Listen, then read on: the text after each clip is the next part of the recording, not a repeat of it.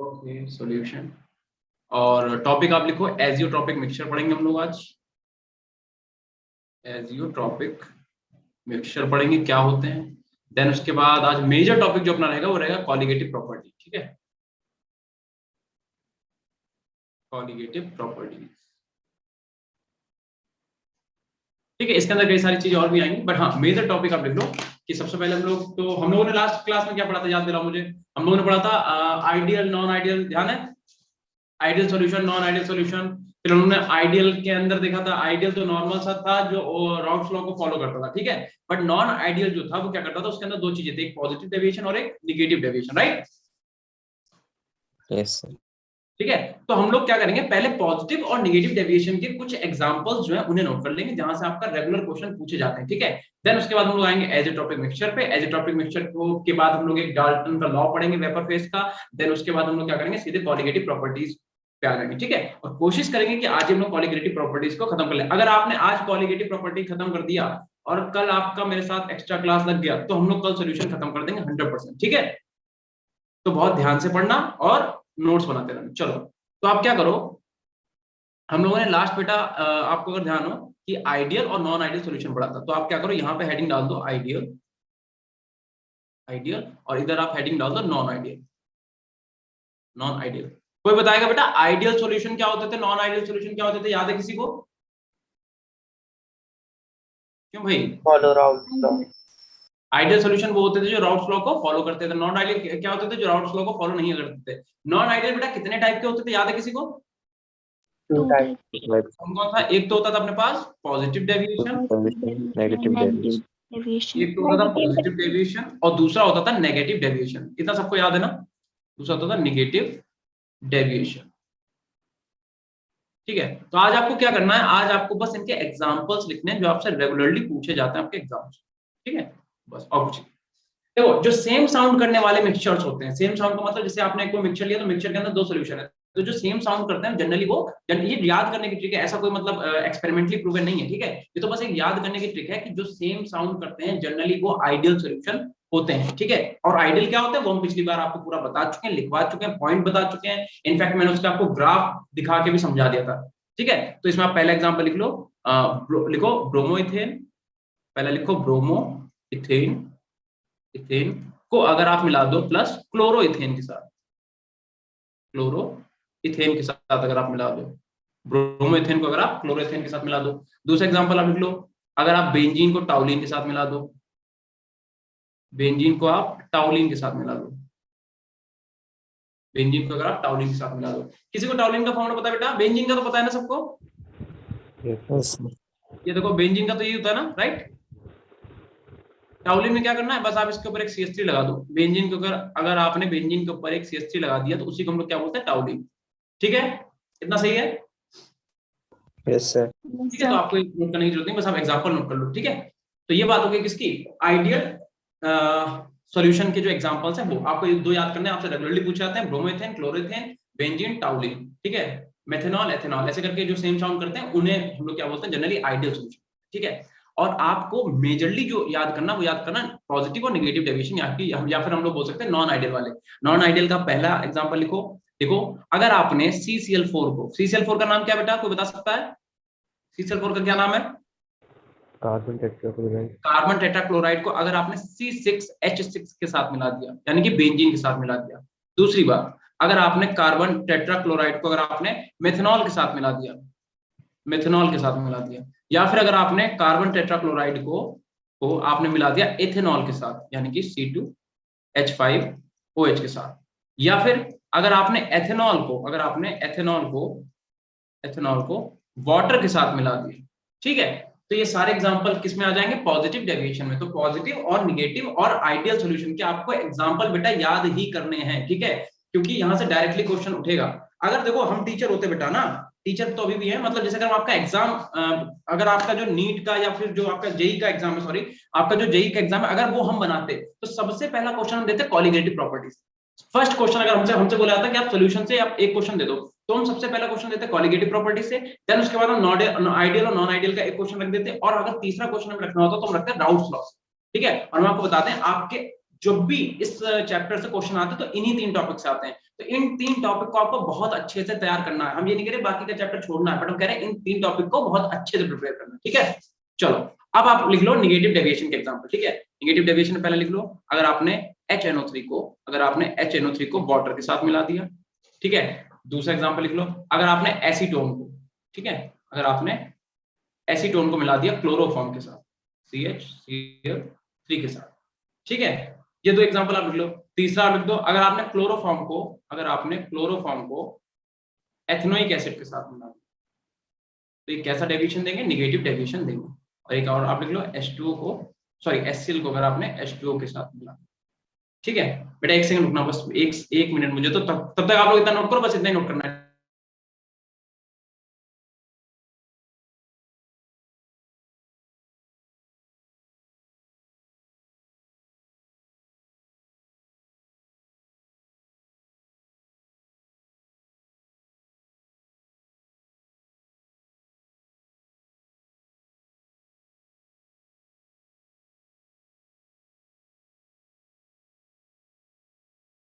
कर लिया नोट? सबने नोट कर लिया बेटा? Yes sir. ठीक है। अब आप क्या करो, एक यहाँ पे छोटी सी ट्रिक लिख लो, क्योंकि आपको इतना सारा तो याद रहेगा नहीं, है ना। छोटी सी एक ट्रिक लिख लो। आपको क्या ट्रिक लिखनी, लिखो, अगर आपने बेटा ना CCl4 के साथ कुछ भी मिला दिया तो आपका हमेशा पॉजिटिव डेविएशन ही होगा, ठीक है। ये ट्रिक है, फिर से बोल रहे हैं, एक्सपेरिमेंटली प्रूवन कुछ नहीं है, ये सिर्फ आपको याद रखने की एक ट्रिक बता रहे हैं, ठीक है। दूसरा लिखो, अगर आपने क्लोरोफॉर्म के साथ, क्लोरोफॉर्म क्या फॉर्मूला होता है, CHCl3 के साथ कुछ भी मिला दिया तो आपको हमेशा निगेटिव डेविएशन देखने को मिलेगा, ठीक है। तीसरा लिख लो, अगर आपने कभी भी एसिड को, किसी भी एसिड को अगर आपने वाटर के साथ मिला दिया तब भी आपको निगेटिव डेविएशन ही देखने को मिलेगा, ठीक है। एक छोटा सा बॉक्स बनाओ कहीं पे साइड में और ये ट्रिक लिख लो, ठीक। चलिए इतना नोट करिए जल्दी से बेटा।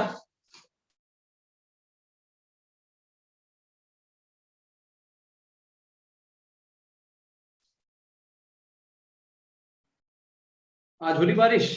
क्यों भाई, आज हो रही है क्या बारिश? No no sir. चलो ठीक। इतना नोट कर लो जल्दी जल्दी, और जब एक बार हो जाए तो बोल देना हो गया मेरा, ठीक है। सॉलिड सबको समझ में आया कि नहीं, ये बताओ, सॉलिड सबको समझ में आया? Yes sir. सॉलिड का तो मैं आपको एक बार पूरा चैप्टर पढ़ाने के बाद आपको एक बार मैंने सॉलिड का रिवीजन भी करा दिया, ठीक है। अगर आप सॉल्यूशन पढ़ लो, अगर आपको लगे कि सॉल्यूशन का आपको एक ही वीडियो में पूरा रिवीजन चाहिए तो मैं आपको एक लेक्चर रख के पूरा एक बार रिवाइज भी करा दें, पहले आप पूरा पढ़ लो। देखो अगर आज हमारी क्लास है, आज अगर हमने कॉलिगेटिव प्रॉपर्टी फिनिश कर ली, तो अगर कल वैसे तो क्लास नहीं है हमारी आपकी, बट मान लो अगर आपकी जैसे लास्ट संडे हमारी क्लास लग गई थी, अगर इस संडे को हमारी क्लास लगी तो हम लोग ये चैप्टर 100% कल कर लेंगे। अगर मान लो नहीं हो पाए तो मंडे को तो फिर हो ही जाएगा, क्योंकि मंडे को तुम्हारी अपनी क्लास होती है, ठीक है। Yes sir. चलो भाई इतना हो गया क्या, हटाएं? Yes sir. चलो आ जाओ नेक्स्ट स्लाइड पे, आप हेडिंग डालो एजियोट्रॉपिक मिक्सचर, ठीक है। अब हेडिंग क्या पड़ेगी, एजियोट्रॉपिक मिक्सचर लिखो।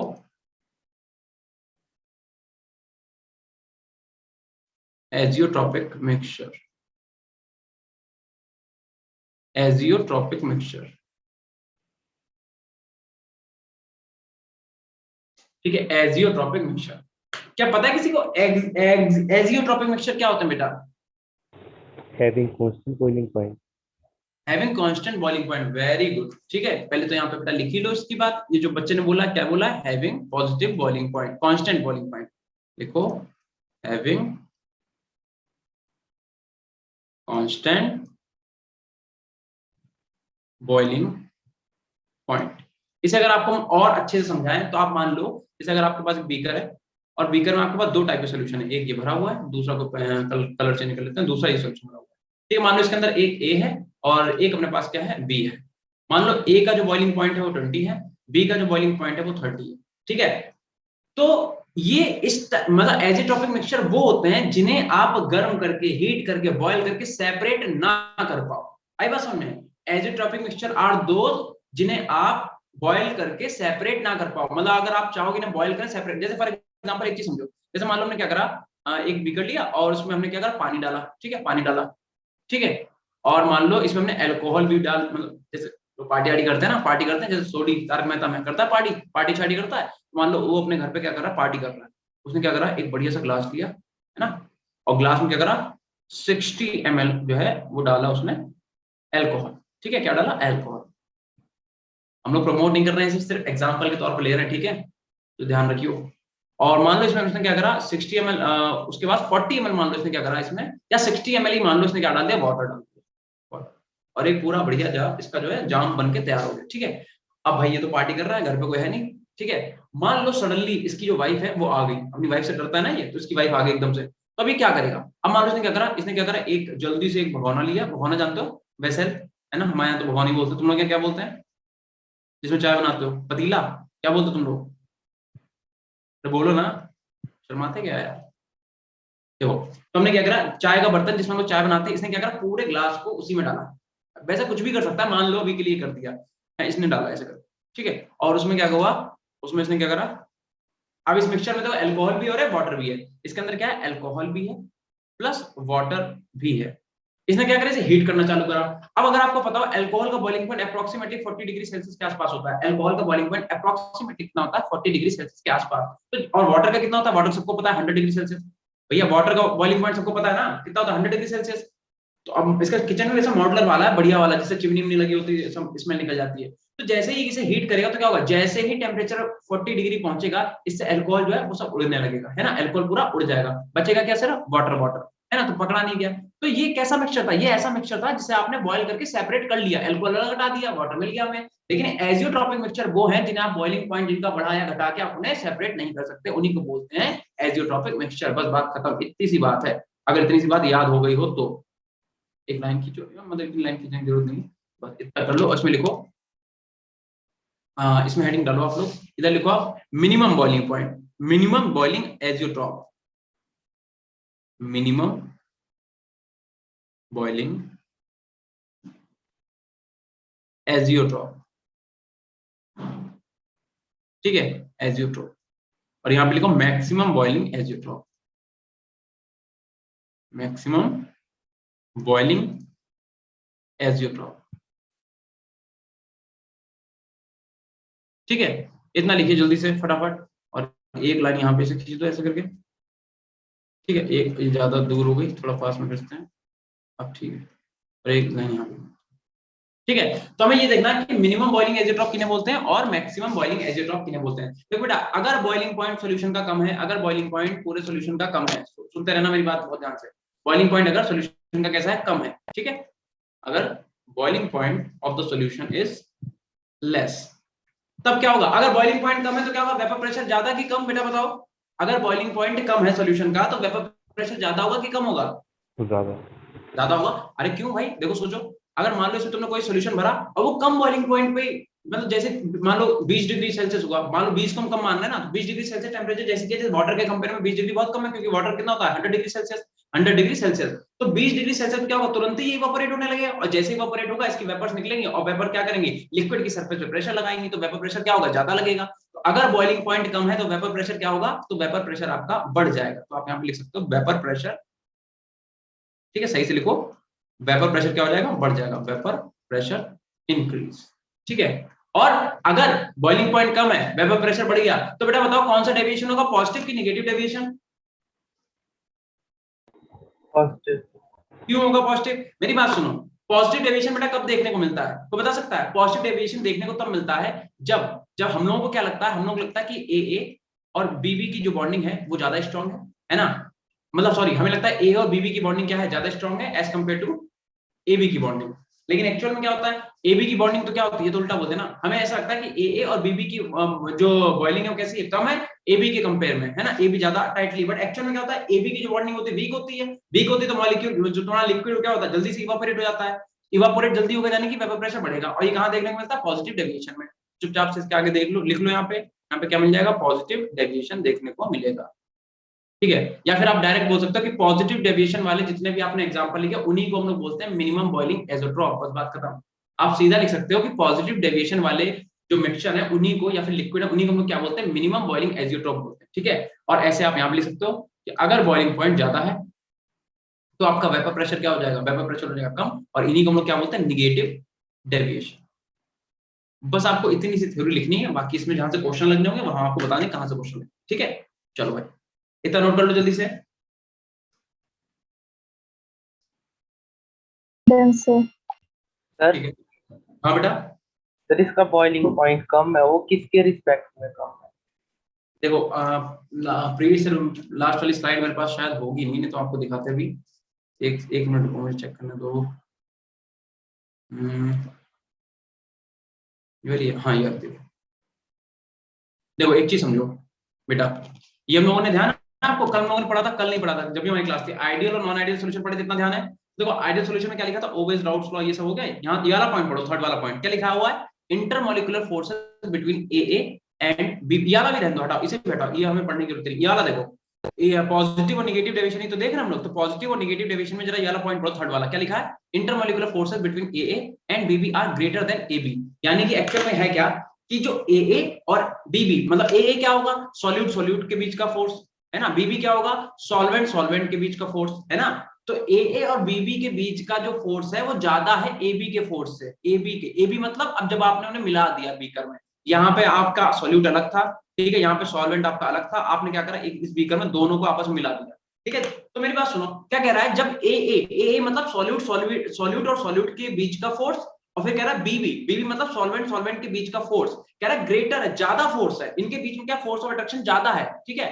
तो एज कंपेयर टू हमें क्या लग रहा है, हमें ये लग रहा है कि जब ए ज्यादा स्ट्रांगली टाइटली पैक्ड है और बी ज्यादा स्ट्रांगली टाइटली पैक्ड है तो इनकी वेपर प्रेशर तो आसानी से निकलेगी नहीं। हमें लग रहा है ये मॉलिक्यूल क्या करेंगे, आपस में एक दूसरे को छोड़ेंगे ही नहीं। अब जब मॉलिक्यूल एक दूसरे को छोड़ ही नहीं रहे, हीट करने पे मॉलिक्यूल टूट ही नहीं रहे, अलग अलग हो ही नहीं रहे, तो वेपर्स कैसे निकलेंगी। बट लेकिन एक्चुअल में हुआ क्या कि जैसे ही आपने मिक्सचर बनाया तो मिक्सचर जो बना ए बी, उनमें इनका जो ये फोर्स ऑफ अट्रैक्शन था ये वीक पड़ गया।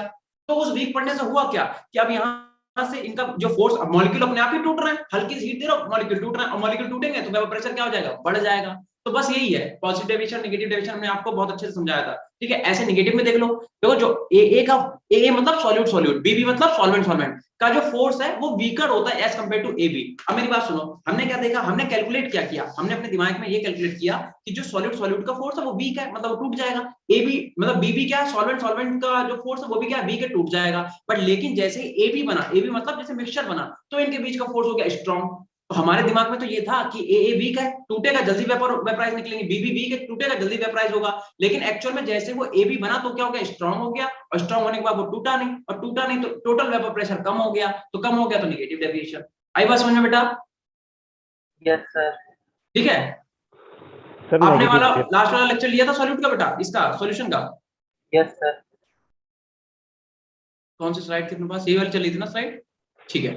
सर नेगेटिव हाँ डेविएशन के लिए एंट्रोपी लेस देन 0 नहीं होनी चाहिए। बेटा एक बार आवाज तेज करो, आवाज बोलो, थोड़ा सा तेज बोलो बेटा, क्या कह रहा हो? सर नेगेटिव डेविएशन के लिए जो एंट्रोपी है वो लेस देन 0 नहीं होनी चाहिए। एंट्रोपी बेटा जीरो कभी नहीं होगी। मेरी एक बात बताओ, एक चीज समझो, अच्छा लेस एंट्रोपी देन वाली बात आपने पूछी है तो एक बार देख लो। जैसे मान लो अपने पास ये 3 मिक्सचर है, ठीक है, ये क्या है बेटा, ये बंद कर लो प्लीज जिसका भी खुला हुआ है, रिमूव नहीं करना है, स्टॉप करनी है वीडियो, ठीक है। अब मेरी बात देखो, एक चीज सुनो, मान लो आपके पास ये कौन सा, ये आइडियल है, ठीक है, ये आपका क्या है पॉजिटिव वाला, ये आपका क्या नेगेटिव वाला। लेकिन एक चीज समझो, ये तीनों है तो मिक्सचर ही, ये तीनों क्या मिक्सचर ही है। अच्छा एंट्रोपी क्या होता है, एंट्रोपी का मतलब डेल्टा एस क्या होता है, एंट्रोपी का मतलब रैंडमनेस, एंट्रोपी क्या होता है, रैंडमनेस। रैंडमनेस का मतलब मॉलिक्यूल कितने ज्यादा इधर उधर रैंडमनेस कर रहे हैं, ठीक है। अब मेरी बात समझा, चाहे आप आइडियल लो तो इसमें क्या करो, आप 2 मिक्सचर को मिलाओगे, मिलाओगे कि नहीं बताओ, 2 मिक्सचर आपने मिला दिए, ठीक है। चाहे आप नॉन आइडियल लो, इसमें भी आप 2 मिक्सचर को मिलाओगे, मिलाओगे, ठीक है। चाहे आप नेगेटिव लो चाहे आप पॉजिटिव लो, इनमें आप क्या कर रहे हो, मिक्सचर्स को आपस में मिला रहे हो। तो बेटा जब भी आप 2 मिक्सचर्स आपस में मिलाओगे तो रैंडमनेस तो बढ़ेगी। रैंडमनेस कभी भी ना पॉजिटिव होगी ना नेगेटिव होगी ना घटेगी ना बढ़ेगी। रैंडमनेस तो सॉरी क्या बोल रहा है, रैंडमनेस हमेशा इंक्रीज होगी, कभी रैंडमनेस कांस्टेंट या फिर डिक्रीज नहीं हो सकती, क्योंकि आप 2 मिक्सचर को आपस में मिला रहे हो। अरे एक बात बताओ, मान लो इस मिक्सचर में 100 पार्टिकल है, इस मिक्सचर में 100 पार्टिकल है, जब आप मिलाओगे तो कितने पार्टिकल आ गए, 200 पार्टिकल आ गए, और एक ही बीकर में डाल लो तो इसी बीकर में पहले 100 पार्टिकल थे, इसमें कितना आ गया 200, तो इनके बीच में रैंडमनेस तो ज्यादा हो जाएगी, मॉलिक्यूल इधर उधर ज्यादा जाएंगे कि नहीं जाएंगे। वो बात अलग है कि पूरा एक मॉलिक्यूल अलग जा रहा है, सॉल्यूट का पूरा मॉलिक्यूल ऐसे ले लो, एक मॉलिक्यूल ये पूरा, अब इनके बीच में फोर्स ऑफ अट्रैक्शन ज्यादा, वो बात अलग है। बट पूरा मॉलिक्यूल तो मूव ही कर रहा है, पूरा मॉलिक्यूल तो ऐसे करके मूव ही कर रहा है। तो ध्यान रखना एंट्रोपी बेटा, चाहे कोई भी केस ले लो, एंट्रोपी हमेशा ग्रेटर देन होती है 0, ठीक है। एंट्रोपी हमेशा बढ़ जाती है, कभी भी एंट्रोपी घटती नहीं, ठीक है। आई बात समझ में बेटा? यस, मतलब कभी भी जीरो नहीं हो लेस देन जीरो मतलब नहीं हो वैसे जब मिक्स इस वाले केस में हम लोग तो पता सॉल्यूशन पढ़ना है, तो हमने आपको जो बताया कि आपका कौन सा आइडियल, नॉन आइडियल और नॉन आइडियल के दो केस, एक पॉजिटिव और नेगेटिव, उनके केस में नहीं होगी। वैसे तो कभी भी यार ऑब्वियस सी बात हो ही जाएगी सॉलिड के केस में। ठीक है, चलो भाई हो गया इतना, हटा दे से। चलो अब हेडिंग डालो आप लोग हेडिंग डालो मोल फ्रैक्शन, लिखो mole fraction in vapour pressure, in vapour phase, लिखो in vapour phase, mole fraction in vapour phase. और ध्यान रखना बेटा, इसी को हम लोग डाल्टन्स लॉ भी बोलते हैं। ठीक है, इसी लिख लो, Dalton's law of partial pressure भी इसी को बोला जाता है। ठीक है, तो फिलहाल तो अभी आप खाली इतना ही लिख लो, लिख के छोड़ो, हेडिंग डालो जल्दी से।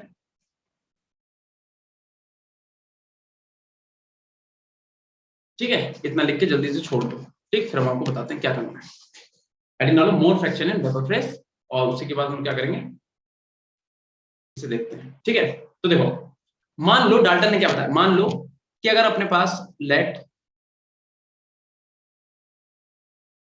देखो, अगर अपने पास वाई ए जो है, मान लो वो क्या है, मोल फ्रैक्शन है। Y A is the mole fraction of A in vapour phase, in vapour phase. और ऐसे मान लो हम लोग वाई बी ले रहे हैं, वाई बी को क्या बोला, मोल fraction of be in vapour face. ठीक है, तो इन्होंने क्या, अच्छा एक बार बताओ, पहली बात तो एक बार बताओ, मोल फ्रैक्शन का सम बेटा कितना होता है, वाई ए प्लस वाई बी कितना होता है, बताओ ना जरा। 1 1, ये तो हम लोग पहले पढ़ चुके हैं ना, है ना। वैसे वैसे हम लोग एक्स ए बोलते थे, एक्स भी ध्यान करो मोल फ्रैक्शन को, यहाँ पे हमने वाई बोल दिया, कोई फर्क पड़ेगा क्या, उससे कोई फर्क नहीं पड़ेगा। ठीक है, तो मोल फ्रैक्शन का सम हमेशा किसके इक्वल होता है, 1 के। ठीक है, तो इन्होंने क्या बोला कि जो पार्शियल प्रेशर होगा ए का, वो किसके इक्वल होगा, देखो मोल fraction of A into total pressure, into total pressure. ठीक है, तो यहां से अगर आप वाई ए निकालोगे तो वाई ए कितना निकल के आ जाएगा, निकल के आ जाएगा पी ए अपॉन में पी टोटल, पी अपॉन में पी टोटल। अच्छा कोई बता सकता है बेटा पी ए की वैल्यू कितनी होती थी, याद है किसी को, अगर हम पी ए की वैल्यू याद हो किसी को बता दो, बताओ भाई। P naught A into X। P naught A into X A, बिल्कुल सही बेटा। ठीक है, देखो ये बात हुई ना, पी ए की वैल्यू कितनी होती थी, पी नॉट ए इंटू में एक्स ए, और पी टोटल कितना होता है बता सकता है कोई, P note A beta P naught A X A plus P note P naught B into x. Beta. ठीक है, इतना लिखो जल्दी से। तो यही उन्होंने बोला कि उस केस में अगर आपको मोल फ्रैक्शन निकालने हैं तो मोल फ्रैक्शन का फॉर्मूला ये होगा, बस इन्होंने मोल फ्रैक्शन का फॉर्मूला दिया in terms of partial pressure. ठीक है, बस ऐसे अगर आप बेटा बताओ वाई बी का अगर आप निकालना चाहो, वाई बी, तो ऐसे बता दो वाई बी क्या हो जाएगा, वाई बी क्या P B upon P T हो जाएगा कि नहीं होगा, बताओ होगा कि नहीं होगा। Yes sir. और पीबी को क्या लिखेंगे हम लोग, पी नॉट बी इंटू में एक्स बी, और पीटी को तो वही लिखेंगे क्या, P naught A X A plus P naught B X B. ठीक है बेटा, तो ये दो फॉर्मूले आप याद कर लो, मोल फ्रैक्शन के फॉर्मूले in terms of partial pressure. और ध्यान रखना वाई ए प्लस वाई बी को आप जोड़ के देख लो, आपका आएगा 1 ही। ठीक है, चाहे आप नॉर्मल नंबर ऑफ मोल्स के टर्म्स में देख लो, चाहे अभी जो फॉर्मूला निकाला इनको आप ऐड करके देख लो, 1 के इक्वल ही आएगा, है ना। क्योंकि ऊपर क्या आ जाएगा, P naught A X A plus P naught B into plus करके आएगा ना, इंटू एक्स बी, अपॉन में वही कैंसिल हो जाएगा। ठीक है, इतना नोट कर लो बेटा जल्दी से। तो यही डाल्टन्स को लाता है, इन्होंने मोल फ्रैक्शन को बताया in terms of partial pressure. ठीक है, mole fraction in terms of partial pressure. क्या लग रहा है बेटा, कितने परसेंट तैयारी आपकी हो गई है, मैथ्स आप लोगों की बेटा तैयार है पूरी, क्यों भाई, एग्जाम की डेट क्या है आपकी बताओ, 20th। तो वही पूछ रहे हैं, बताओ मैथ्स तैयार है कि नहीं, सब शांत हो गए, इसका मतलब मेरी तैयारी हुई नहीं है अच्छे से। फिजिक्स केमिस्ट्री कोई ऐसा आपका टॉपिक है जो पूरा तैयार है, क्यों बेटा, कोई ऐसा सब्जेक्ट है आपका जो आपने पूरा तैयार कर रखा अच्छे से, बोलो भाई। चलो कोई बात नहीं, सन्नाटा छा गया। ठीक है, इतना नोट हो गया ना सबका, यस सर। चलो फिर ठीक है। अब आप हेडिंग डालो कॉलिगेटिव प्रॉपर्टीज। ठीक है, अब हम लोग क्या पढ़ेंगे, कॉलिगेटिव प्रॉपर्टी, यहाँ पे हेडिंग डालो बढ़िया सी।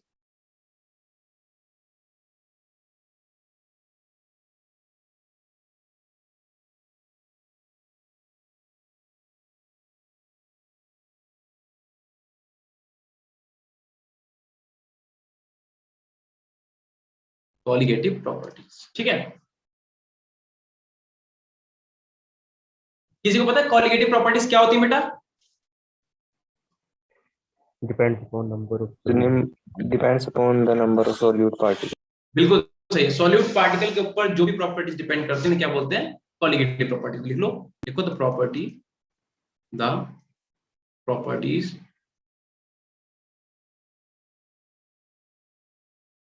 देखो which depends on number of solute particles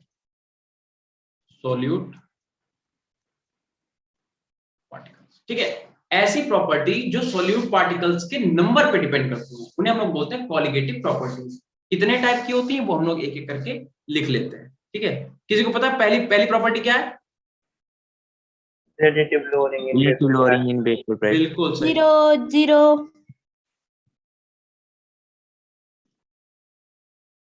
आज कोई फिर से आ गया क्या? हाँ बेटा, किसने रेज हैंड किया बता दो, क्या कह रहे हो बेटा? Relative lowering in vapour pressure. ठीक है,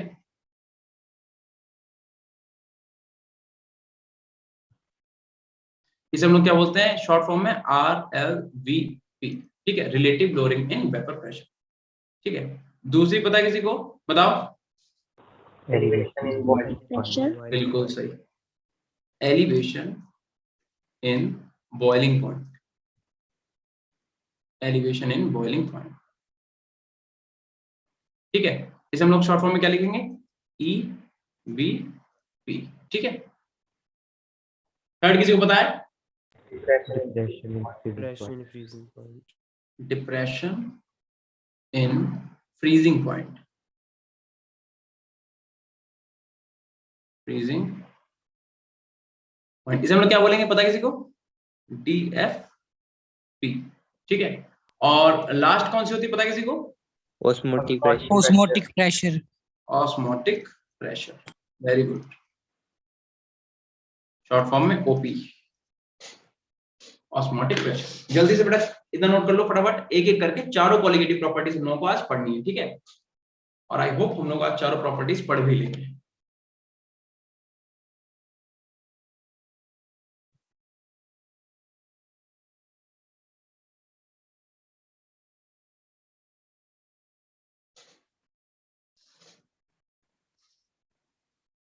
Done, sir. हो गया, सबका हो गया? चलो भाई, yes sir ठीक है, तो आप फर्स्ट हेडिंग डाल दो। फर्स्ट हेडिंग क्या रहेगी? Relative lowering in vapour pressure. ठीक है, फर्स्ट हेडिंग डालो।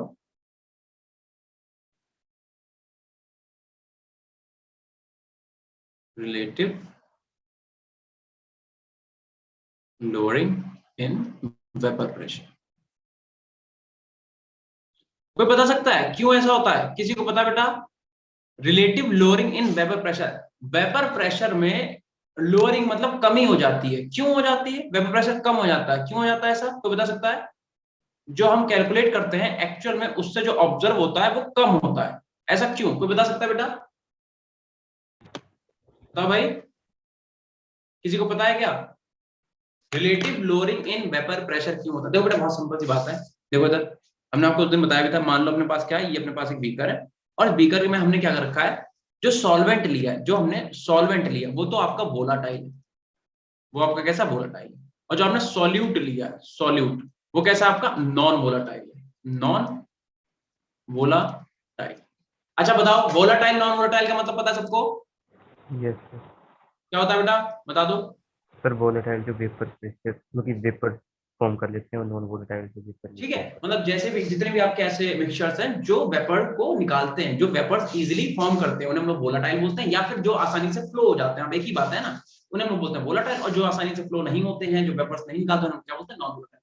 अब मेरी बात सुनो, बात ये है, ये डायग्राम थोड़ा अच्छा सा बनाए तो आप समझ पाओगे ठीक से।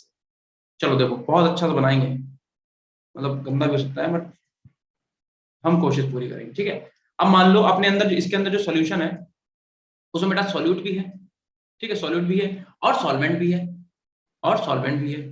ये येलो वाला क्या है, सॉल्वेंट है, और ब्लू वाला अपने पास सॉल्यूट है। अब आपने पहले ही बोल दिया कि जो सॉल्यूट है वो कैसा, नॉन वोलेटाइल है। तो बेटा एक बार बताओ, अगर मान लें कि आपका फॉर एग्जांपल जो येलो वाला ये आपका सॉल्वेंट है बी, येलो वाला, ठीक है, और ब्लू कलर वाला कौन सा है, सॉल्यूट है, वो तो नॉन वोलेटाइल है। नॉन वोलेटाइल है तो वेपर निकालेगा नहीं। अब मेरी बात सुनो, तो जब वेपर्स निकलेंगे तो सिर्फ येलो वाले की वेपर्स निकलेंगे कि नहीं, बोलो, है ना। और यही वेपर्स क्या करेंगी, लिक्विड की सरफेस पे प्रेशर लगाना चालू करेंगी। इन्हीं को हम लोग वेपर प्रेशर बोलते हैं, ये भी हम बता सकते हैं। लेकिन एक बात बताओ बेटा, सरफेस पे तो ब्लू वाले के पार्टिकल भी होंगे, जो सरफेस होगी उस पे तो ब्लू वाले के पार्टिकल भी होंगे, है ना। आपके पास मिक्सचर है तो मिक्सचर में तो सॉल्यूट भी है, सॉल्वेंट भी है, तो जो लिक्विड की सरफेस होगी उस पे सॉल्यूट भी होगा और सॉल्वेंट भी होगा। तो अब क्या हुआ कि सॉल्वेंट का सिर्फ वेपर निकली, बट जब वो प्रेशर लगा रही है लिक्विड की सरफेस पे तो वहां पे सॉल्यूट भी है, सॉल्वेंट भी है। अब जो सॉल्यूट है वो तो क्या कर रहा है, खुद तो वेपराइज भी नहीं हो रहा है, और जो जगह है जिसपे वो प्रेशर लगा सकता है वेपर, उस पे वो प्रेशर भी नहीं लगने दे रहा है। तो एक्चुअल में जो हमने कैलकुलेट करा कि भैया देखो सॉल्यूट की भी वेपर्स निकलेंगी, सॉल्वेंट की वेपर्स भी निकलेंगी, और क्या होगा, टोटल प्रेशर जो है बढ़ जाएगा। बट एक्चुअल में तो वो वेपर प्रेशर कम हो जाएगा कि नहीं हो जाएगा, उसी को बोलते हैं relative lowering in vapour pressure. बस बात खत्म। तो आपको डायग्राम से अभी तो मतलब है नहीं, इसका मैं डेरिवेशन करना, ठीक है। चलो इसमें लिखो, देखो पी टोटल बोल लो, चाहे आप पी ऑफ सॉल्यूशन बोलो, प्रेशर ऑफ सॉल्यूशन, वो किसके इक्वल होगा, सिर्फ और सिर्फ पी ए के होगा। क्यों, क्योंकि रिलेटिव लोअरिंग का मतलब ही क्या हो गया कि आपका जो पीबी है वो कितना है, 0, है ना। बोलो बात समझ आए कि नहीं, हम क्या कह रहे हैं भाई। रिलेटिव लोअरिंग का मतलब पहले ही बोल रहे हैं कि जो प्रेशर ऑफ बी है वो क्या है, वो 0 है। और इसका मतलब क्या है, इसका मतलब क्या है कि मतलब आपका जो सॉल्यूट है वो कैसा है, नॉन वोलेटाइल है। तो अगर आपको यहां पे लिखना पड़े तो क्या लिखोगे, लिखो when non volatile solute is dissolved in volatile solvent,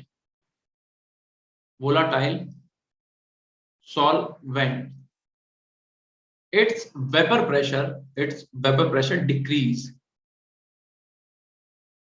it's vapour pressure क्या हो जाएगा, डिक्रीज हो जाएगा। इसी चीज को हम बोलते हैं लोअरिंग इन वेपर प्रेशर। यानी कि जो प्रेशर ऑफ सॉल्यूशन होगा, फाइनली प्रेशर ऑफ सॉल्यूशन किसके इक्वल होगा, सिर्फ और सिर्फ पीए के। क्योंकि यहाँ पे जो पीबी है वो तो 0 हो जाएगा। क्यों 0 हो जाएगा, क्योंकि बेटा पीबी कैसा है, नॉन वोलेटाइल, राइट। इतनी बात समझ में आ गई। अच्छा देखो इसे सॉल्व कर लेते हैं। बताओ बेटा पीए को हम लोग क्या लिखते हैं, कोई बता सकता है, पीए का पूरा फॉर्मूला क्या है,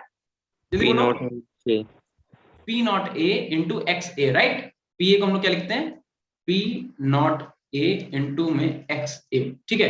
अब एक बार बताओ बेटा, एक बार बताओ, x A plus x B का फॉर्मूला क्या होता है, 1 तो अगर हम यहाँ से एक्स ए की वैल्यू निकाले तो क्या हो जाएगा, 1 माइनस एक्स बी होगा कि नहीं होगा, yes sir यस सर। तो क्या करें, अगर इस वाले फॉर्मूले में वैल्यू पुट कर दें तो अगर हम लिखें pressure of solution is equal to, तो यहाँ पे पी नॉट ए और एक्स ए को हम लोग क्या लिखेंगे, 1 माइनस का एक्स बी। इतना हम कर सकते हैं कि नहीं कर सकते हैं, यस। अब हम क्या करें, मल्टीप्लाई कर दें अगर, तो हमने क्या करा, P S is equal to क्या हो जाएगा, पी नॉट ए माइनस का पी नॉट ए इंटू में एक्स बी। इतना हो जाएगा कि नहीं हो जाएगा, बताओ बेटा, होगा ना। अगर हम क्या करें, इस पूरे टर्म को माइनस वाले को उधर भेज दे तो क्या हो जाएगा, देखो तो हो जाएगा अपने पास P naught A X B is equal to क्या हो जाएगा, पी नॉट ए माइनस का पी एस, यही तो होगा। और अगर आप यहां से मोल फ्रैक्शन निकालो एक्स बी, तो एक्स बी बेटा क्या निकल के आएगा, बताना जरा, पी नॉट ए माइनस का प्रेशर ऑफ सॉल्यूशन अपॉन में पी नॉट ए। यही बस उन्होंने फॉर्मूला दिया रिलेटिव लोअरिंग का। बेटा आपको यही फॉर्मूला याद रखना, इसी से क्वेश्चन लगेंगे, और कुछ क्वेश्चन इससे नहीं लगेंगे। क्यों, क्योंकि अभी आप पढ़ोगे वॉन टॉप फैक्टर, है ना। तो वॉन टॉप फैक्टर में क्या होता है, कुछ चीजें एबनॉर्मेलिटी आ जाती है, उन एबनॉर्मेलिटी को हमें पढ़ना है, और कुछ फॉर्मूले हम लोग वहां से डिराइव करके उससे लगाएंगे क्वेश्चन, कुछ फॉर्मूले यहां से आपके डायरेक्ट लग जाएंगे, ठीक है। बस आपको कुछ चीजें यहाँ पे याद रखनी है, क्या, जैसे अगर आपसे बोला जाए तो बताओ बेटा यहाँ पे पी नॉट ए माइनस का पी नॉट बी जो है वो क्या है, वो लोअरिंग इन वेपर प्रेशर है या relative lowering in vapour pressure है, बोलो। lowering in vapor pressure अगर हम यहाँ पे पी नॉट ए माइनस का पी नॉट बी और अपॉन में पी नॉट ए रख दें, ठीक है। अब बताओ दोनों में से relative lowering on vapour pressure कौन सा, पहला वाला दूसरा वाला, दूसरा वाला। दूसरा देखो क्योंकि भैया P naught A minus P naught B क्या है, प्रेशर को आप क्या कर रहे हो, माइनस कर रहा हो, सब्ट्रैक्ट कर रहा हो, बट किसके रिस्पेक्ट में कर रहा हो, पी नॉट ए के रिस्पेक्ट में। तो आप किसी का रिलेटिव मान रहे हो ना, किसे रिलेटिव मान रहे हो, हम लोग इसे रेफरेंस मान रहे हैं, तो इसे हम लोग क्या बोलते हैं, इस वाले पूरे फॉर्मूले को हम बोलते हैं relative lowering in vapour pressure, यानी कि हम relative lowering in vapour pressure. और ध्यान रखना इतने को बेटा कॉलिगेटिव प्रॉपर्टी बोला जाता है, ठीक है। ये आपका कैसा है, ये आपका कॉलिगेटिव प्रॉपर्टी माना जाएगा, कॉलिगेटिव प्रॉपर्टी से बोला जाएगा। बट ये क्या है, ये सिर्फ रिलेटिव लोअरिंग इन सिर्फ वेपर प्रेशर, रिलेटिव नहीं है, ये क्या है, सिर्फ लोअरिंग इन वेपर प्रेशर। और ध्यान रखना बेटा ये कॉलिगेटिव प्रॉपर्टी नहीं है, ठीक है, ये कॉलिगेटिव प्रॉपर्टी नहीं होता, ठीक। इतना आपसे पूछा जाता है एग्जाम में, इतना आप नोट कर लो जल्दी से, ठीक है। तो बस हमें ये देखना था कि relative lowering in vapour pressure होता क्या है और इसका फॉर्मूला क्या है, तो हमने पूरा डिराइव कर लिया, ठीक है। जल्दी से नोट करो बेटा, फिर इसके बाद हम क्या करते हैं, दूसरे पे चलते हैं, ठीक है। जल्दी जल्दी नोट करो भाई।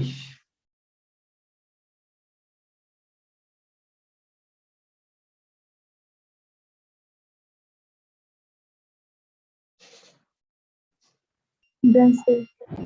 हो गया ना सबका, Yes, sir. ठीक है। एक बार सब लोग जल्दी से देख लो, कहीं पे कोई पॉइंट अगर समझ में ना आए अभी पूछ लो बेटा, क्योंकि एक बार क्लास हो जाएगी तो फिर मुश्किल हो जाता है, फिर हम लोग क्योंकि नया चैप्टर तब तक स्टार्ट कर चुके होंगे। अगर आपको इसमें से कुछ भी समझ में नहीं आ रहा है तो आप अभी पूछ लो, ठीक। ऐसे लिख लेना PbQ0 हो, क्योंकि ये नॉन वोलेटाइल है, ठीक है। और ये बातें बेटा ध्यान रखना, ये इंपॉर्टेंट है, ये बातें कि P naught A minus P naught B क्या होता है और P naught A minus P naught B upon में पी नॉट ए क्या होता है। रिलेटिव लोअरिंग बोलते हैं सेकंड वाले फॉर्मूले को, क्योंकि ये हम किसी का रेफरेंस ले रहे हैं ना, सॉल्यूशन का। आप सॉल्यूट के कंपेयर में आप देखोगे कि नहीं देखोगे, सॉल्यूट को आप कंपेयर ही नहीं करोगे तो रिलेटिव लोअरिंग कैसे होगा, वो तो सिर्फ लोअरिंग इन वेपर प्रेशर होगा, ठीक है। इतना नोट हो गया सबका, Yes, sir. चलो Yes, sir. ठीक है। तो अब नेक्स्ट हेडिंग आप डालो, नेक्स्ट हेडिंग पे पड़ेगी, सेकंड हेडिंग पड़ेगी एलिवेशन इन बॉइलिंग पॉइंट, ठीक है। सेकंड हेडिंग इज, अरे भाई पढ़ जा, देखो elevation in boiling point, in boiling point, ठीक है। अच्छा बताओ भाई, चलो अच्छा पहले तो आप क्या करो, इसे हेडिंग बढ़िया से डालो और फिर लिखो, फिर हम बताते हैं। पहले तो इसे बढ़िया से हेडिंग डालो और फिर आप लिखो। अब मुझे बताओ, कोई बता सकता है एलिवेशन इन बॉइलिंग पॉइंट का मतलब बॉइलिंग पॉइंट का बढ़ जाना, तो ऐसा क्या होगा कि बॉइलिंग पॉइंट बढ़ जाएगा, कोई बता सकता है, किसी को पता है? थोड़ा सा दिमाग का यूज करो बेटा, बताओ, इतनी सी बात आप बताएं। नॉन वोलेटाइल लिक्विड जब हम डालेंगे तो वेपर प्रेशर क्या हो जाएगा, इंक्रीज की डिक्रीज? कम हो जाएगा, तो उससे बॉइलिंग पॉइंट बढ़ जाएगा। अच्छा एक बार बताओ, अभी हमने आपको स्टार्टिंग में फॉर्मूला लिखवाया था कि vapour pressure is inversely proportional to the boiling point, इतना आपने लिखा था कहीं पे, ध्यान करो, देखो जरा अपने नोट्स में लिखा था कि नहीं? Yes, sir. तो अगर बेटा एक बात बताओ, अगर आपका बॉइलिंग वेपर प्रेशर डिक्रीज होगा तो ऑब्वियस सी बात है बॉइलिंग पॉइंट तो क्या होगा, इंक्रीज होगा कि नहीं। तो ये तो फॉर्मूला वाली बात है। अगर आपको प्रैक्टिकली समझाएं तो ऐसे समझो, ठीक है। इस बच्चे ने जो बताया बिल्कुल सही बताया, बट आप एक बार फिर भी देख लो, है ना। देखो मान लो अपने पास क्या एक बीकर है, इस बीकर के अंदर अपने पास सॉल्यूशन है, ठीक है। उस सॉल्यूशन में मान लो येलो वाला जो आपका येलो वाला, ये आपका क्या सॉल्वेंट है, सॉल्वेंट है। और इसके अंदर मान लो रेड वाला डाल दो, ये अपने पास क्या है, ये अपने पास सॉल्यूट है, रेड वाला अपने पास क्या है, सॉल्यूट। और सॉल्यूट बेटा कैसा, नॉन वोलेटाइल है, नॉन वोलेटाइल। अच्छा कोई ऐसा किसी को अभी तक ये नहीं पता कि नॉन वोलेटाइल क्या होता है? सबको इतना तो पता ही ना, volatile non volatile. Non volatile क्या होता है? वोलेटाइल का मतलब जो इजीली वेपराइज हो जाए, और उल्टा बोल गया, वोलेटाइल का मतलब जो इजीली वेपराइज हो जाए, और नॉन वोलेटाइल वो जो इजीली वेपराइज ना हो, ठीक है। चलो अब मेरी बात सुनो, क्या बोल रहा है कि अगर आपने सॉल्यूट को नॉन वोलेटाइल ले लिया तो देखो होगा क्या, तो जो सॉल्यूट है वो तो नॉन वोलेटाइल है ना, ये तो नॉन वोलेटाइल हो गया, रेड कलर से ही कर देते हैं।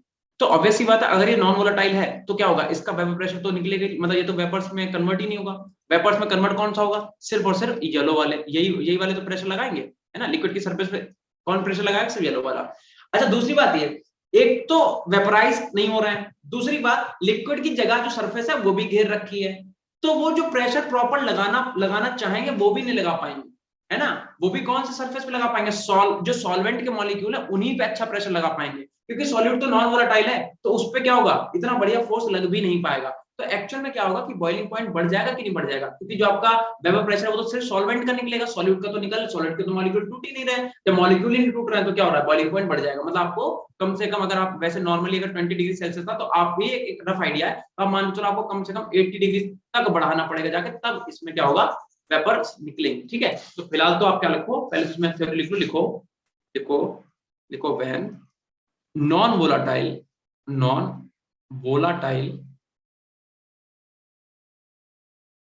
solute is dissolved, थोड़ा सा साफ साफ लिखना पड़ेगा, मेरी राइटिंग बहुत सी गंदी तो नहीं है, लेकिन मान लो when non volatile solute is dissolved in volatile solvent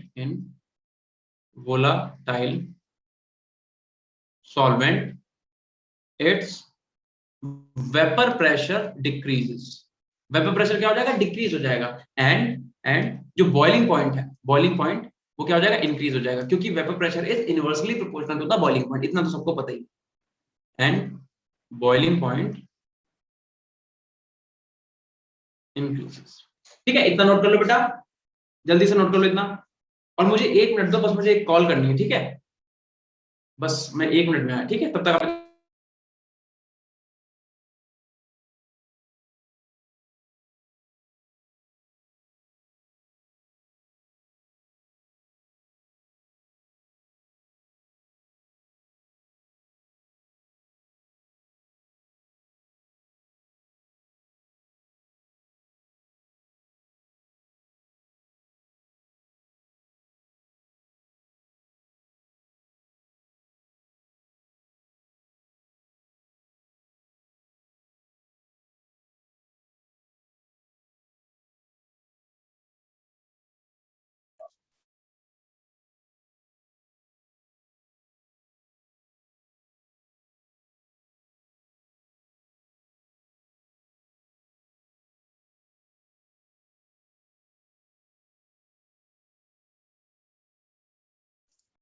चलो भाई, नोट हो गया बेटा इतना सबका, हो ही गया होगा, है ना, ये भी हम क्या पूछ रहे हैं, ठीक है। तो एक आपको क्या करना है, डायग्राम बनाना है बढ़िया सा, ठीक है। आप एक डायग्राम के थ्रू आपको समझाते हैं, मान लो, अरे सबको आवाज आ रही है कि नहीं, बोल नहीं रहे तुम लोग यार, आवाज आ रही है, Yes, sir. ठीक है। दरअसल बात यह है कि मम्मी आई हुई थी इतने दिन से यहाँ पे दिल्ली में, आज वो गई हैं, तो वही उन्हें कॉल करके पूछ रहे थे कि वो मतलब रास्ते में मेट्रो से गई ना, तो वही पूछ रहे थे पहुंच गई कि नहीं पहुंच गई। चलो फिलहाल ये तो हो गई बात अपनी, ठीक है। अब आप क्या करो, आप यहाँ पे लिखो, एक तरफ आप लिखो, यहाँ पे हम क्या कर रहे हैं, यहाँ पे हम ले रहे हैं बॉइलिंग पॉइंट, ठीक है, यहाँ पे लिखो हम क्या लिखे हैं, यहाँ पे हम लिख रहे हैं टेम्परेचर, ऐसे एरो बनाओ, ये क्या था, ठीक है। अब देखो प्योर सॉल्वेंट जो था, प्योर सॉल्वेंट, तो प्योर सॉल्वेंट के बेटा ग्राफ को कैसे दिखाएंगे, देखो अगर हम ऐसे दिखाएं प्योर सॉल्वेंट के ग्राफ को ऐसे, कोई दिक्कत किसी को, थोड़ा और सही कर देते हैं, और थोड़ा सही कर देते हैं, अब ठीक है, ये गंदा आना है, रुको ठीक करते हैं, एक सेकंड, अरे हट जा भाई, एक तो एक टास्क बार सामने आ जाता है, चलो ठीक, ये प्योर सॉल्वेंट का है, ठीक है। अगर हम यहाँ पे लिखें ये क्या है, ये है फॉर प्योर सॉल्वेंट, अलग कलर से लिखते हैं, ठीक है, इसे लिखो, ये क्या है, प्योर सॉल्वेंट का ग्राफ, ये है प्योर सॉल्वेंट। और प्योर सॉल्वेंट बेटा कैसा था, प्योर सॉल्वेंट कैसा था बता दो जरा, वोलाटाइल की नॉन वोलाटाइल, अगर हम प्योर सॉल्वेंट की बात करें तो वो कैसा था, वो तो बेटा वोलाटाइल था, कैसा था, वोलाटाइल, ठीक है। जैसे ही आप मिक्सचर डालोगे, देखो अगर हम कहें कि यहाँ पे बताओ, तो यहाँ पे जैसे आप इसका जब वेपर प्रेशर देखोगे, तो यहाँ पे मान लो वेपर थोड़ा ऊपर कर लेते हैं, ठीक है, मान लो यहाँ पे लेते हैं, ठीक है। तो जब आप यहाँ पे इसका वेपर प्रेशर चेक करोगे, तो इस वाले वेपर प्रेशर पे इसका टेम्परेचर कितना था, ये था, ठीक है, ये था इसका टेम्परेचर, ठीक है। अच्छा किसी को बॉइलिंग पॉइंट पता है क्या होता है, कोई बॉइलिंग पॉइंट बता सकता है क्या होता है, rate of वेपरेशन and rate of condensation equal है, बिल्कुल सही। या फिर आप ऐसे बोल सकते हो कि एक एटीएम पर, ठीक है, 1 एटीएम प्रेशर पर किसी भी सॉल्वेंट का, किसी भी सॉल्यूशन का, किसी भी मिक्सचर का जो टेम्परेचर होता है, उसी को बेटा क्या बोलते हैं, बॉइलिंग पॉइंट बोलते हैं। तो यही आपका बॉइलिंग पॉइंट होता है, ठीक है, टीबी नॉट लिख लो इसे, ठीक है, क्या लिख दिया हमने, टीबी नॉट, टीबी नॉट, ठीक है। मेरी बात सुनना, ये क्या था, प्योर सॉल्वेंट था जब, और प्योर सॉल्वेंट आपका कैसा था, वोलाटाइल था, वोलाटाइल मतलब अच्छे से इवापोरेट हो रहा था। लेकिन जैसे ही आपने क्या करा, वोलाटाइल सॉल्यूट को नॉन वोलाटाइल सॉल्यूट को वोलाटाइल सॉल्वेंट में से मिलाया, तब आपका क्या बना, सॉल्यूशन बना। और सॉल्यूशन का वेपर प्रेशर कम होगा कि नहीं होगा, अभी हम देख चुके हैं। क्यों? क्योंकि उसमें नॉन वोलेटाइल जो आपका सॉल्यूट है वो तो कैसा है, नॉन वोलेटाइल है। नॉन वोलेटाइल है तो वेपर्स को निकालेगा नहीं। तो जो फाइनल ग्राफ बनेगा सॉल्यूशन वो कुछ ऐसे बनेगा, नीचे को ऐसे बनेगा, यहाँ पे ऐसे। ठीक है, ये क्या है, ये आपका सॉल्यूशन का ग्राफ है। ये आपका क्या है, ये आपका सॉल्यूशन का ग्राफ है। ठीक है, तो आप एक बात खुद से ही देख लो। अब अगर आप इसी पॉइंट को आगे बढ़ाते चले जाओ, इसी पॉइंट को आप यहाँ पे ऐसे आगे बढ़ाते चले जाओ, वेपर प्रेशर उतने रखो, तो देखो टेम्परेचर क्या हुआ। ठीक है, टेम्परेचर बताओ बेटा, बढ़ गया कि घट गया? टीबी आपका बढ़ गया, इंक्रीज हुआ कि डिक्रीज हुआ? इंक्रीज। है ना। इसका मतलब टीबी जो है वो हम कह रहे हैं, अगर टीबी नॉट से ग्रेटर देन है तो कोई इसमें गलत है, कुछ गलत है क्या? टीबी जो है वो ऑब्वियस सी बात है बढ़ गया। क्यों बढ़ गया? क्योंकि भैया वहां पे आपने जो सोल्यूशन लिया था उस सोल्यूशन में आपका नॉन वोलाटाइल सॉल्यूट पड़ा हुआ है, और जब भी नॉन वोलाटाइल सॉल्यूट पड़ा होगा तो वेपर प्रेशर, देखो वेपर प्रेशर क्या हुआ, कम हुआ, और आपका बॉइलिंग पॉइंट क्या हो गया, बढ़ गया। ठीक है, तो यही हम आपको दिखाना चाह रहे थे कि इस वाली लाइन पे देखो, इसका क्या था, टीबी नॉट था, और जैसे सॉल्यूशन करा तो कर्व थोड़ा नीचे आएगा, वेपर प्रेशर कम होगा, और जैसे वेपर प्रेशर कम होगा तो बॉइलिंग पॉइंट बढ़ जाएगा। क्यों? क्योंकि vapour pressure is inversely proportional to the boiling point. इतना बेटा नोट कर लो, जल्दी से ग्राफ के थ्रू बना दो। ठीक, यही आपको समझाना चाह रहे थे कि किस तरीके से एलिवेशन होगा बॉइलिंग पॉइंट में, बॉइलिंग पॉइंट किस तरीके से बढ़ जाएगा। इतना करो, फिर इसका हम लोग डेरिवेशन करते हैं। ठीक है,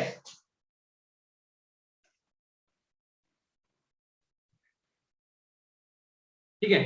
तो अगर आपसे कहें कि डेल्टा टीबी क्या होता है, चेंज इन बॉइलिंग पॉइंट, तो आप उसे क्या लिखोगे, टीबी में से जो बड़ा है उसमें से छोटा वाला माइनस कर दो, टीबी में से टीबी नॉट का माइनस कर दो, उसी को बोलेंगे कि कितना एलिवेशन हुआ बॉइलिंग पॉइंट के अंदर, चेंज इन बॉइलिंग पॉइंट। ठीक है, इसी को हम लोग क्या बोलते हैं, यही अपने पास है एलिवेशन इन बॉइलिंग पॉइंट।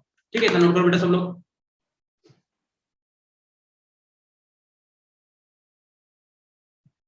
हो गया, समझ में आया कि नहीं आया? या बहुत सिंपल सी बात थी। हम इसमें बहुत बड़ा चढ़ा के कुछ समझाते कोई मतलब नहीं है, खाली में एक्स्ट्रा बोलेंगे। अगर नहीं समझ में आया तो बताओ, एक बार फिर से समझा सकता हूँ। बोलते नहीं आप लोग। Done sir. हो गया ना, समझ में आया कि नहीं आया? ये बताओ, समझ में आया कि नहीं आया?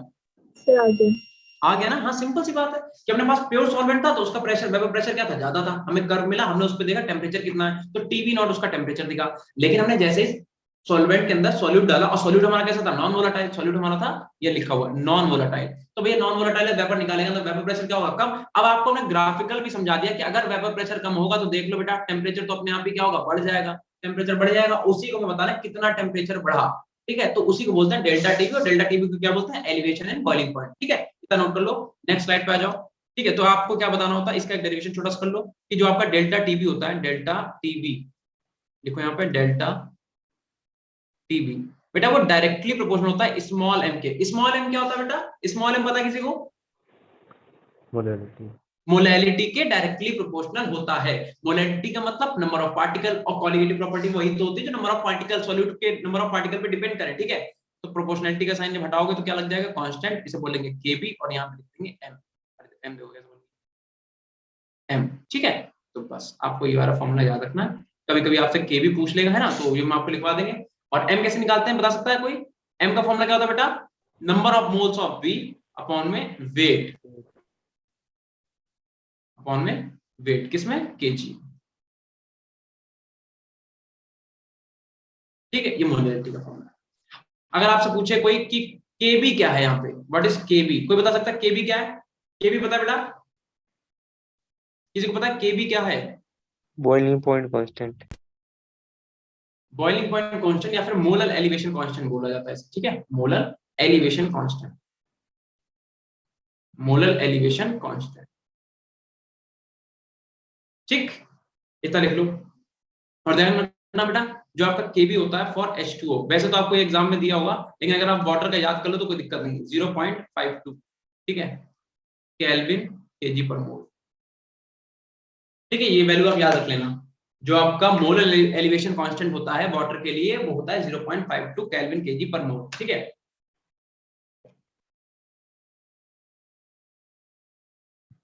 हो गया इतना बेटा? Yes sir. ठीक है, वैसे तो आपसे कभी केबी निकालने को मतलब देगा नहीं, क्योंकि कांस्टेंट मतलब ये फिक्स्ड वैल्यू होती है, एक्सपेरिमेंटल वैल्यू। बट अगर फिर भी अगर आपसे बोला जाए केबी क्या होता है, केबी कैलकुलेट करने को दे दे, तो फॉर्मूला इसका याद रख लो, R TB naught square upon में 100। ठीक है, एल इंटू, ठीक है। कोई बता सकता है यहाँ पे एल वी क्या है बेटा, किसी को पता है एल वी क्या है? पता है किसी को? Latent heat of vaporisation, latent heat of vaporisation. किसी को पता है बेटा टीबी नॉट क्या है यहाँ पे? टीबी नॉट पता है किसी को? बोलते नहीं तुम। Standard boiling point, standard boiling point होता है, ठीक है। और क्या बचा? आर तो पता ही तुम्हें, आर लिखना, लिखो ना लिखो कोई मतलब नहीं, गैस कांस्टेंट होता है, ठीक है। तो वैसे तो इन जनरल ये नहीं पूछा जाता है, बट फिर भी क्योंकि हम एग्जाम की प्रिपरेशन कर रहे हैं तो छोड़ेंगे कुछ भी नहीं। मान लो आपसे पूछ ही दे तो केबी आप कैसे निकालोगे? R TV naught square upon में 1000 एल इंटू वी। एल भी एक ही है, सॉरी एल इंटू वी नहीं, एल के सफिक्स में वी, ठीक है। इतना करो जल्दी से, हो गया सबका बेटा? Yes sir. चलो तो चले नेक्स्ट स्लाइड पे फिर। Yes sir. आ जाओ। अब आप हेडिंग डालो, कौन से कितने हो गए अपने पास? हेडिंग कितने हो गए? रिलेटिव लोडिंग हो गया, एलिवेशन हो गया, अब लिखो depression in freezing point. Third heading डालिए,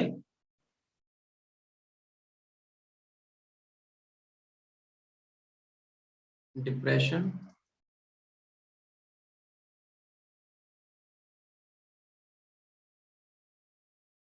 इन फ्रीजिंग पॉइंट, ठीक।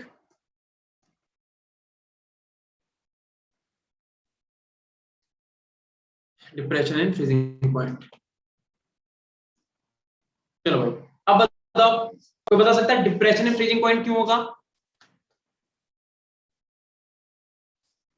चल लिख लो, अच्छा लिखो लिखो, व्हेन, देखो when non volatile, non when non volatile solute is dissolve, solute is dissolved in volatile solvent, volatile in volatile solvent, its vapour pressure क्या हो जाएगा? डिक्रीज कि इंक्रीज? डिक्रीज, ठीक है। लिखो 10 देखो फ्रीजिंग पॉइंट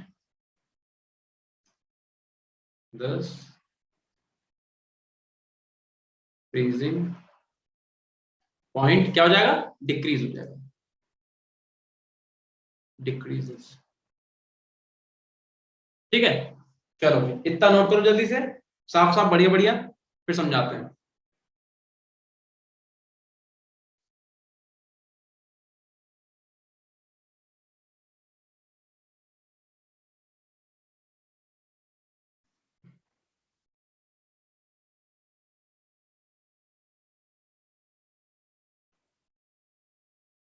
हो गया सबका इतना? अब देखो जरा एक ग्राफ इसका समझो, अगर हम एक ग्राफ बनाएं बढ़िया सा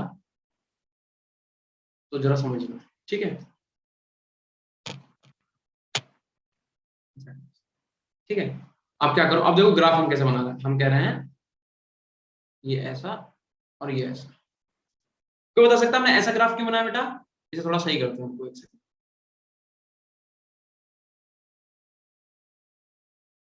ऐसा बना ग्राफ, देखो ऐसा ग्राफ इसलिए बनाया क्यों बेटा? यहाँ पे जो सॉलिड है, सॉलिड, ठीक है, सॉलिड आपका जो है प्योर सॉलिड, ठीक है, कैसा? प्योर, इसे यहाँ पर या फिर ऐसे लिख लो, ये आपके सॉलिड की बात हो रही है और ये आपकी बात हो रही है किसकी? लिक्विड की बात हो रही है, ठीक है। या फिर इसे आप सॉल्वेंट भी बोल सकते हो, ठीक है। और ये आपका क्या है? ये आपका सॉल्यूट, ठीक है। देखो ये पॉइंट बनाने का मतलब ये है कि इसी को तो तुम बॉइलिंग पॉइंट बोलोगे बेटा, यही तो तुम्हारा बॉइलिंग पॉइंट होगा, जहां पर आपका सॉलिड जो है वो वेपराइज या फिर कहते हो वो लिक्विड में कन्वर्ट होना चालू हो जाए, उसी को तो हम बॉइलिंग पॉइंट बोलते हैं। तो इसका मतलब ये आपका क्या हो जाएगा? F0, ठीक है। सॉरी उल्टा बोल गया, बॉइलिंग पॉइंट, फ्रीजिंग पॉइंट मतलब लिक्विड जहां पे सॉलिड में कन्वर्ट होना चालू हो जाए, उसी को तो फ्रीजिंग पॉइंट बोलते हैं। कहने का मतलब ये कि आप जब फ्रीजर में पानी को भर के लगाते हो लिक्विड को, ठीक है, तो एक टाइम के बाद सॉलिडिफिकेशन होना चालू होता है। तो जिस टाइम पे आपका लिक्विड सॉलिड में कन्वर्ट होना चालू हो जाए, उसी को तो फ्रीजिंग पॉइंट बोलते हैं। बोलते हैं कि नहीं बोलते? बताओ, बोलते हैं? Yes sir. बोलते हैं। अच्छा दूसरी बात क्या है, ये तो ये वाला कर्व बनेगा, इसलिए हमने इस वाले कर्व को बनाया कि एक ऐसा पॉइंट, ये वाला हमने पॉइंट दिखा दिया कि एक ऐसा पॉइंट जहां पे लिक्विड आपका कन्वर्ट होने लगे किसमें? सॉलिड में। अब फेज चेंज हो रहा ना, यहाँ पे लिक्विड था सॉलिड में, तो यहाँ पे क्या होगा, सॉलिड हो गया, तो क्या हुआ, फेस अगर चेंज होगा तो कर्व में अलग अलग तरीके से दिखाना पड़ेगा। अच्छा दूसरी बात एक चीज और समझो, अब मान लो आपने क्या करा, सॉल्यूशन में तो दोनों चीजें हैं, सॉल्यूशन में तो आपका सॉलिड भी है और सॉल्वेंट भी है, तो आपका कर्व कैसा देखने को मिलेगा, तो आपका कर्व ऐसा देखने को मिलेगा कि ऐसे ऐसे ऐसे सही से करता है। मान लो ये यहाँ से आया ऐसे ऐसे करके और ऐसे करके यहाँ पे आप ऐसे मिला दो, ठीक है। तो एक चीज समझो, ये किसकी बात हो रही है, ये बात हो रही है लिक्विड सॉल्यूशन की।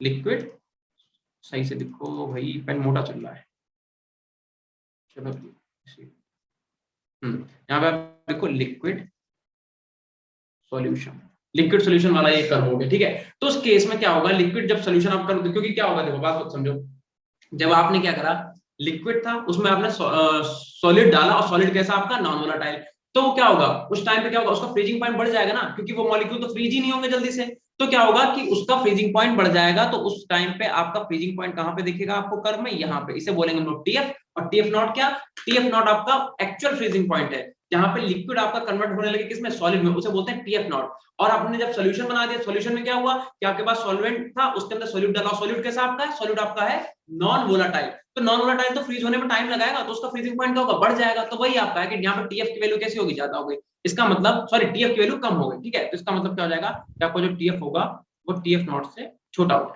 ठीक है।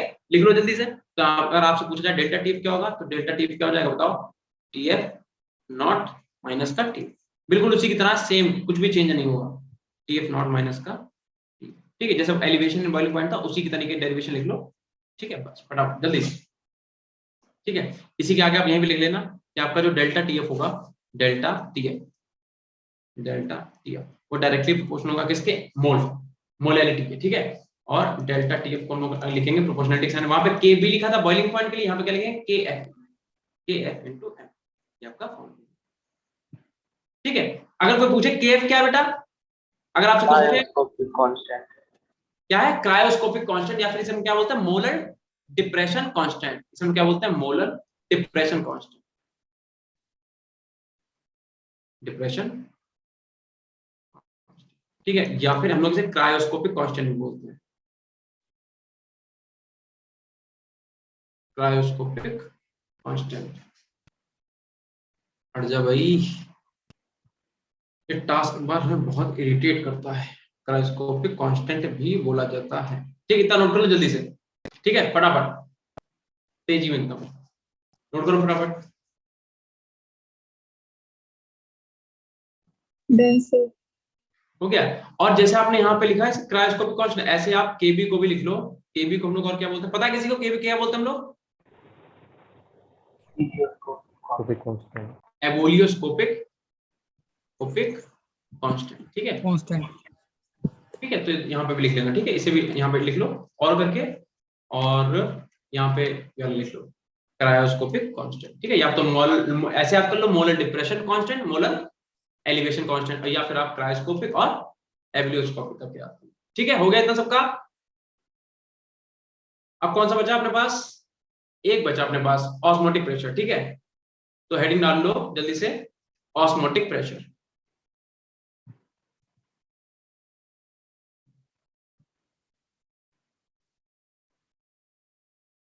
Osmotic pressure. पता है किसी को ऑस्मोटिक प्रेशर क्या होता है बेटा, ऑस्मोटिक प्रेशर किसी को पता है क्या, देखो अगर हम आपके सामने एक डायग्राम बनाए बढ़िया सा,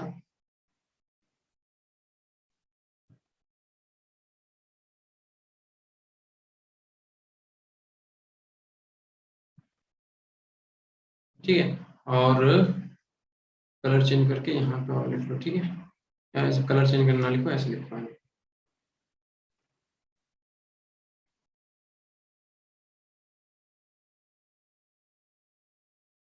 ये ऐसे करते हैं, देखो I have an idea,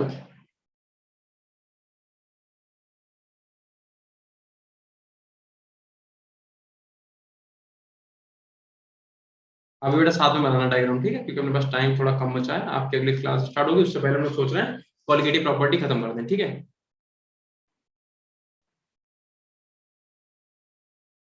ये इतने बड़े बड़े होते नहीं है, बट आप अपने समझने के लिए इसे बना सकते हो, ठीक है, बस इससे ज्यादा तो हम भी नहीं करेंगे,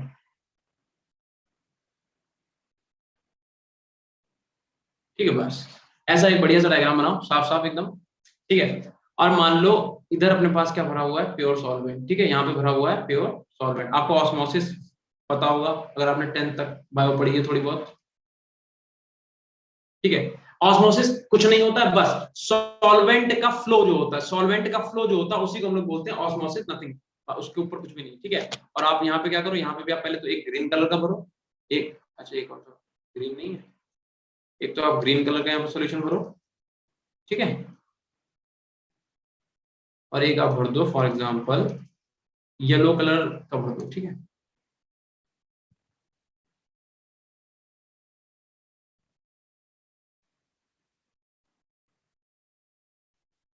ऐसे बनाओ साफ साफ डायग्राम जल्दी से, ठीक है।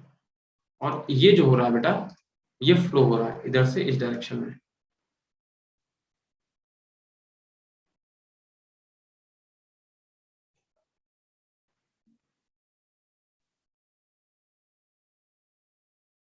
ठीक। अब अगर आपसे पूछे कि किसका फ्लो हो रहा है तो ध्यान रखना ये आपका क्या है, ये आपका सॉल्वेंट है, या फिर आप लिख लो प्योर सॉल्वेंट, प्योर सॉल्वेंट, ठीक है। और ये वाला आपका क्या है, ये आपका सॉल्यूशन, आपका क्या है, ये आपका सॉल्यूशन। तो अगर प्योर सॉल्वेंट का फ्लो होगा सॉल्यूशन की तरफ through the semi permeable membrane, semi permeable membrane SPM, उसी को हम लोग बोलते हैं ऑस्मोसिस, ठीक है। ऑस्मोटिक प्रेशर नहीं, ऑस्मोसिस, ध्यान रखना ऑस्मोसिस और ऑस्मोटिक प्रेशर अलग अलग चीज है। फिर से हमने क्या बोला, हमने बोला कि प्योर सॉल्वेंट का flow through the semi permeable membrane into the solution, मतलब अगर सॉल्यूशन में फ्लो हो रहा है किसका, प्योर सॉल्वेंट का, किसके थ्रू, सेमी परमिएबल मेम्ब्रेन। अरे जो आरओ होता है हम लोगों के घरों में, जो आरओ लगा होता है उसमें भी तो यही लगी होती है सेमी परमिएबल मेम्ब्रेन। तो सेमी परमिएबल मेम्ब्रेन का काम क्या होता है कि सॉल्यूट के पार्टिकल को रोक के रखना, मतलब जो पानी हम लोग पीते हैं उस पानी में जो सॉल्वेंट है वाटर उसे तो फ्लो होने देता है, बट उसके अंदर जो छोटे छोटे डस्ट हैं, डस्ट पार्टिकल इंप्योरिटीज है, उन्हें रोक लेता है। उसी यही तो आरओ का काम है। आरओ का काम क्या है, तो उसके अंदर भी सेमी परमिएबल मेम्ब्रेन ही लगी होती है, ठीक है। तो आप क्या करो, पहले तो यहाँ पे ऑस्मोटिक प्रेशर की जगह यहाँ पे आप हेडिंग डालो ऑस्मोसिस, ऑस्मोसिस, ठीक है। ऑस्मोसिस में लिखो the flow of solvent, the flow of solvent molecules from lower concentration to higher concentration। और ये लोअर कंसंट्रेशन और हायर कंसंट्रेशन है किसकी, सॉल्यूट,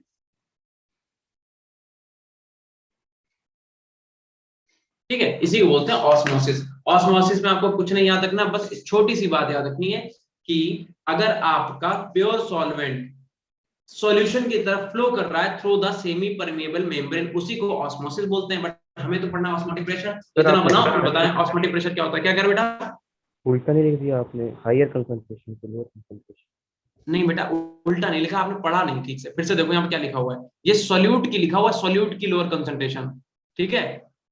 आप तो सॉल्वेंट बोल रहे हो, ठीक है, आप जो बता रहे हो वो तो सॉल्वेंट का बता रहा हूं, मैंने यहाँ पे सॉल्यूट लिखा है, सॉल्यूट की लोअर कंसंट्रेशन से सॉल्यूट की हायर कंसंट्रेशन। एक बार बताओ, प्योर सॉल्वेंट में सॉल्यूट की कंसंट्रेशन क्या होगी, बहुत ही कम होगी, है ना, ना के बराबर सॉल्यूट होगा। और यहाँ पे सॉल्यूट क्या होगा, ज्यादा अमाउंट में होगा, तो यहाँ पे सॉल्यूट की कंसंट्रेशन ज्यादा हुई ना, और यहाँ पे सॉल्यूट की कंसंट्रेशन कम हुई, ठीक है। चाहो तो आप हायर कंसंट्रेशन ऑफ सॉल्वेंट से लोअर कंसंट्रेशन ऑफ सॉल्वेंट बोलो, और चाहे आप बोलो लोअर कंसंट्रेशन ऑफ सॉल्यूट से हायर कंसंट्रेशन ऑफ सॉल्यूट।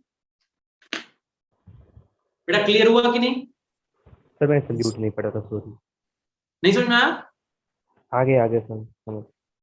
देखो सिंपल सी बात है, आप जो बोल रहे हो वो आप कह रहे हो higher concentration of solvent to lower concentration of solvent, बिल्कुल सही है। देखो यहाँ पे कंसंट्रेशन प्योर है तो इसकी हायर कंसंट्रेशन होगी, हायर कंसंट्रेशन। यहाँ पे कंसंट्रेशन में सॉल्यूट भी मिल गया तो इसकी लोअर कंसंट्रेशन होगी। तो आप बोल सकते हो हायर कंसंट्रेशन से लोअर कंसंट्रेशन ऑफ सॉल्वेंट, तो भी आपका डेफिनेशन सही है। बट हमने तो ये लिखा नहीं, हमने क्या लिखा, हमने लिखा कि लोअर कंसंट्रेशन ऑफ सॉल्यूट की, क्योंकि यहाँ तो सॉल्वेंट है तो सॉल्यूट तो कहते हैं ना के बराबर है।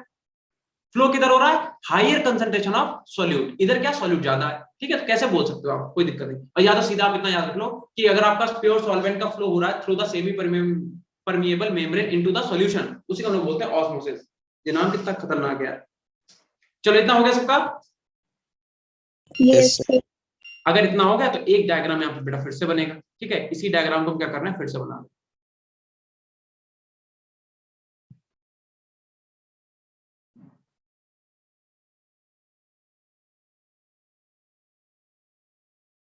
या इसे थोड़ा सा ऐसा करते हैं, बड़ा कर देते हैं डायग्राम को। अब सही है, ठीक है। अब इसके जो क्वेश्चंस है वो प्रैक्टिस करेंगे हम लोग अपने नेक्स्ट उसमें, और बचा हुआ जितना भी चैप्टर, थोड़े से चैप्टर बचा, ज्यादा बचा भी नहीं है, मतलब इतना कम भी नहीं है, बट हाँ ज्यादा बचा भी नहीं है। और इसके क्वेश्चन इतना काम हम लोग करेंगे अपने नेक्स्ट लेक्चर में, ठीक है। तो फिर से कर लो यार, आप पेन से कर लेते हैं यार, उसमें टाइम बहुत लगता है, क्योंकि अभी आपकी अगली क्लास भी है।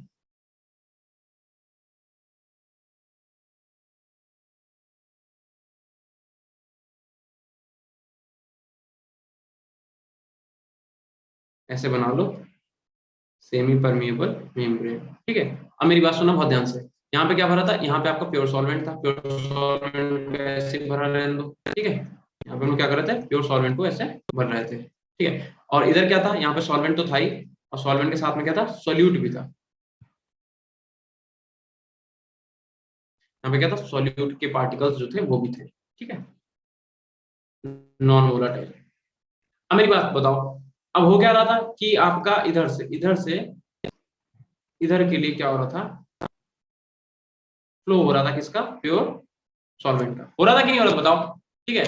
तो इधर से इधर का प्योर सॉल्वेंट का फ्लो हो रहा था, ठीक है। और अगर हम आपसे ये बोलते हैं कि अगर यहाँ पे मान लो कोई भी पिस्टन एक लगाएं, ठीक है, हम यहाँ पे क्या कर रहे हैं, कोई एक पिस्टन लगा के ऐसे करके कोई भी एक पिस्टन लगा रहे हैं, और इसके फ्लो को, इसका जो फ्लो है उस फ्लो को हम रोकना चाह रहे हैं। मान लो हमने यहाँ पे एक पिस्टन लगा दिया, पिस्टन बन नहीं था मेरे से, ऐसे मान लो पिस्टन लगा हुआ, ठीक है, ये क्या है, ये पिस्टन।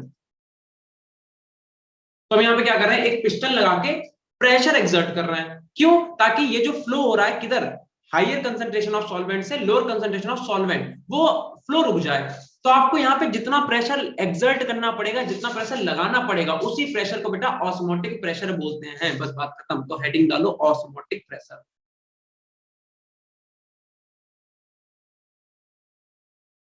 बताओ ऑस्मोटिक प्रेशर समझ में आया, मतलब जो आपका प्योर सॉल्वेंट का फ्लो है किधर से किधर के लिए, हायर कंसंट्रेशन ऑफ सॉल्वेंट से लोअर कंसंट्रेशन ऑफ सॉल्वेंट में through the semi permeable membrane, उस फ्लो को अगर आपको रोकना है, और आपने यहाँ पे एक पिस्टन लगा दिया, आपने क्या करा, यहाँ पे एक पिस्टन लगाया, और इस पिस्टन पे आपको कितना प्रेशर लगाना पड़ेगा, कितना प्रेशर लगाना पड़ेगा ताकि ये फ्लो क्या हो, रुक जाए, उसी प्रेशर को हम लोग बोलते हैं ऑस्मोटिक प्रेशर। लिख लो, देखो, the minimum pressure, the minimum pressure which, लिखो, must be applied, which must be applied, which must be applied to the solution side, to the solution side to prevent osmosis।